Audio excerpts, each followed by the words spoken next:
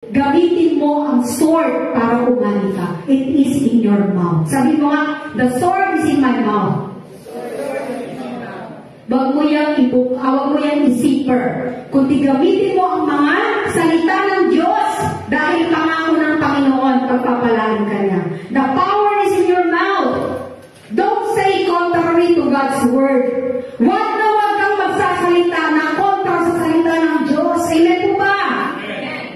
Kahit sinabi ng doktor, may kanin na ang buhay mo, huwag kang makikiayon dun. Kasi ang tanging may hawak ng buhay mo, ang Diyos lang. Amen po ba? Ano bang sabihin ng ibang tao? Minsan takot na takot ka, okay, curse na ako. Curse lang ngayon, pero ang pangako, sabi ng Lord, sabihin mo. Amen po ba? Nung pinagpala ng Diyos, si Eva at Adan, nagsalita siya. Tama?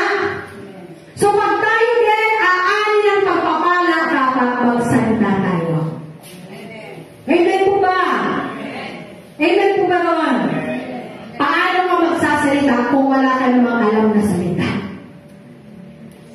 Alam niyo po sa aming pinag-aralan doon po sa worship, challenge kami in 3 months basahin ang buong Bible.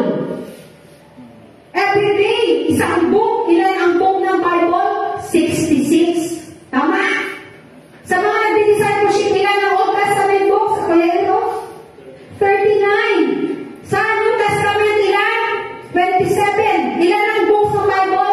66. Kung araw-araw, babasahin mo ang Biblia from Genesis to Revelation, 1 book, mag-aral ka ng 3 oras o ilang oras, isang araw, matatapos mo siya ng 66 days.